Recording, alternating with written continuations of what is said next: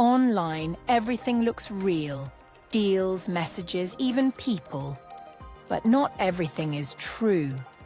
Here, we help you check before you click and think before you trust. So next time something feels urgent, remember the question, is this real? Hello and welcome to Is This Real? Excited to have you. So let me start by sharing a story about scams. Now, if you don't know what a scam is, I'll talk about that later on. But when people think about scams, they often imagine a moment that feels obviously risky, a strange link, a suspicious phone call, or something that should have triggered alarm bells straight away. But the actual truth is, the moments that cause the most damage rarely feel dangerous at all. They happen to people while they are cooking dinner, or to people while they are working and emails are coming through, or while life is moving along exactly as it should. And that is where this story that I'm going to share with you begins. So it was on a weekday, one afternoon, the kind of afternoon where work for a busy parent had not quite ended, and the evening had not quite begun either. Emails were still arriving. Attention was split between what needed to be done now and what could wait until later. So for parents who juggle looking after kids and working, etc., would resonate with this. And down the hallway in a house, a child was in their room playing an online game. There was laughter through a headset, a door left half closed, the familiar background sounds of a game that had become part of everyday life after school. And for a busy parent, it was one of those quiet, reassuring moments. Everyone was occupied, so everything felt under control. The game the child was playing had been set up months earlier, back when the account was created quickly and conveniently using the parent's email address. And the same email address that was used is also used for work, for school notices, for bills, and for banking details. One email quietly connecting large parts of daily life, just as it was designed to do. That email lived on the parent's phone. That's where it's set up. In that afternoon, the parent's phone was charging on the kitchen bench. It was unlocked. It was within reach, for the parent and for the child. So nothing about that afternoon felt unusual at all, just simply how families live. And as the game continued, a new player joined the lobby. The player sounded a little bit older, but they were confident and they were relaxed, not aggressive, nothing suspicious. Just a helpful, bit senior gamer who has joined. This person knew the game very well, so they offered advice. They shared shortcuts and spoke with the ease of someone who clearly belonged to the game.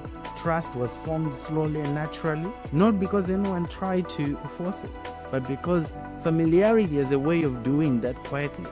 And after some time, the person made a suggestion that did not sound dangerous at all to the child. They explained there was a faster way to unlock the next level of the game, that the game would send a short verification code to an email that was used to set up the game account, and that when it arrived, all that was needed was to read it out loud so they could help move things along.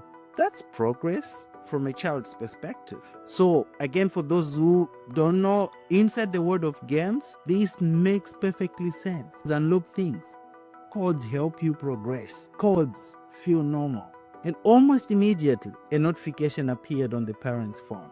It was just a short message with a temporary code. Obviously, the parent was busy cooking and working, so they did not notice. And because the phone was on the kitchen bench unlocked, the child stepped out of their room, and all they needed to do was to glance at the screen, look at the code or the numbers, and then they went straight back to the game. So they shared it.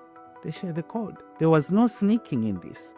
There's no hiding. Nothing about it felt wrong. To the child, this actually felt helpful, cooperative, just part of how the game worked. After all, they were going to progress to the next level according to the promise. So nothing bad happened straight away. But later that evening, when things finally slowed down for the parent, they tried to check their emails just to catch up on personal things. But the passwords no longer worked. And shortly after, The phone stopped receiving messages from their friends, from their family. And then an alert from the bank came through, not to warn, but to actually ask whether a large transfer had been authorized. And by the time the family began to understand what had happened, the actual access had already moved quietly and efficiently from the game to the email and then to the rest of the parents' digital life, all from one small ordinary moment. Why does this story matter? This story feels uncomfortable.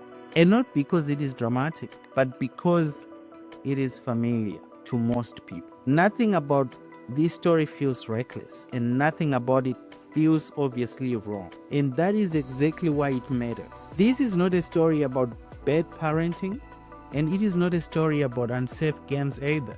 It is not a story about broken systems, but it is a story about how attackers or criminals understand how real people live, from phones being left unlocked on the kitchen bench, accounts being linked for convenience, children trusting the worlds inside their games. Attackers do not need to break into systems because of this. They need to step into spaces between everyday moments, and most of the time they do it without raising suspicion. This is what they have understood. So, what does all this mean? Well, according to ScamWatch, Australians lose billions of dollars to scams every year, and that actually works out to millions of dollars every single day. But ScamWatch also makes something very clear, and that is anyone can be a victim of a scam. It does not matter how educated you are, or how careful you think you are, or how long you have been using technology. In fact, many people say that in the moment when a scam happens, they genuinely believe or believed they were doing the right thing. That detail matters, because what we are seeing is scams today are not built on obvious mistakes. They are actually built and they anchor on existing trust. How do attackers really think? How do they approach this? Well, here's what most people do not realize. Attackers are not trying to fight the systems, but they take time to actually study how the systems work. They learn how banks phrase their messages, how verification codes work, how customer support from the bank sound, and how games and platforms handle logins. They then copy the same process. So if you see someone wearing, as an example, a uniform, standing in the right place, speaking confidently, you do not question them. Scammers understand that instinct and they leverage it. So instead of inventing something new, they recreate what already feels safe. And because of that, this is why old advice like look for spelling mistakes no longer holds up. The messages look clean, they look customized, the language feels familiar, and in most cases, the timing makes sense to the receiver. Trust is not broken, but it is borrowed. Most of us today live digitally connected lives. One email connects to a phone, that phone connects to your bank accounts, that same email connects also to work in some cases, to school, subscriptions, and games. There's nothing wrong with that. Attackers simply understand those connections very well. So instead of them attacking everything at once, what they do in most cases is to look for the easiest place to start. We call that a weakness or vulnerability. Sometimes that comes through as a text message, and sometimes it can come through as a phone call. And sometimes, as you've just heard in the story, it could come through a child's game. And once attackers have that one key, one code, they move to the next door, and they do so very fast. So that first key is often a verification code, a code designed to protect you if you keep it private, and a master key if it does not. That brings me to a point why people not talk about scams when they are victims. This is actually another reason scams continue to work. Many people do not talk about what happened. They feel embarrassed. They believe they should have known better. They worry about being judged, and that silence helps attackers. Because when stories stay unspoken, the patterns stay hidden. And this is where I actually want to pause to introduce myself properly. So my name is Liberty, and professionally, I work in cybersecurity. I spend my days helping organizations, business leaders, and communities understand how digital threats actually unfold. And not just in theory, but in real life. Good example is I look at how scams are designed and how systems are leveraged and how small moments turn into major consequences. But this work that I do does not stop when the workday ends. Outside of my professional role, I am also the person friends and family call when something does not feel quite right. I'm the message that gets forwarded with, "Can you have a look at this?" I am the late night phone call that starts with, "I think something is wrong with my computer, with my phone, and I do not know what to do." I sat down with people as they realized man was gone. I've helped people retrace, where possible, steps they could have barely remember taking. And I've seen up close how quickly confusion turns into fear and then into shame. Almost every time, the words from the victims are the same. "I knew something felt off, but I did not understand why until it was too late." Another thing about me is I'm also a parent, which means I'm not just thinking about how scams work today. I'm already thinking about what children are learning right now, what feels normal to them, what feels safe, and what habits they are forming long before we think they are old enough to understand digital risk.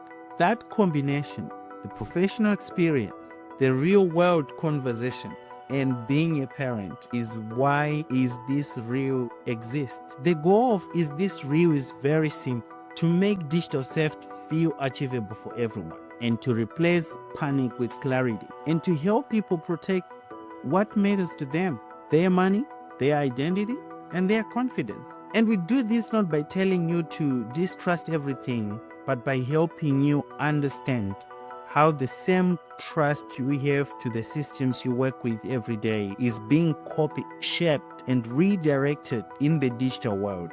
So everything we talk about on this podcast comes back to 3 simple steps.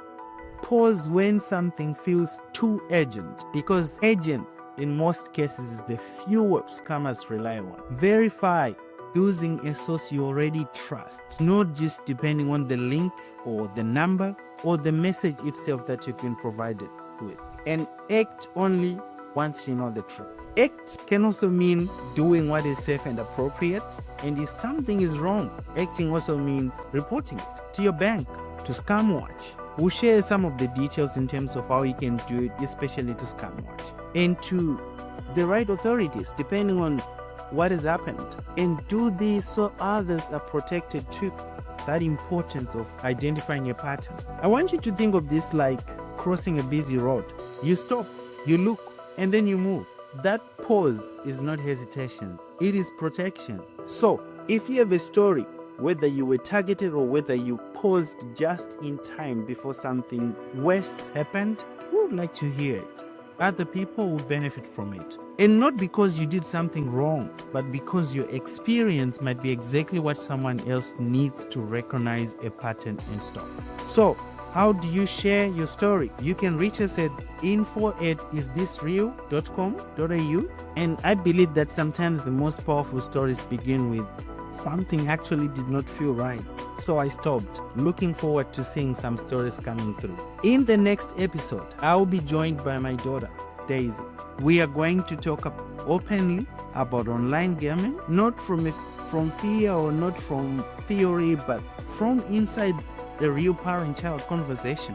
We will unpack how games connect to real-world identities, how small habits form quickly, and how the moments we model today quietly become the instincts our children rely on, especially when we are not in the room. So, if I'm to leave you with anything today, it's to remind you that before you click on any link that's shared to you, before you share, before you trust a voice on the other end of the line from a random call, take a moment and ask yourself, is this real? Does it feel real? Thank you for listening. I am Liberty, and I will see you in the next episode. Bye-bye.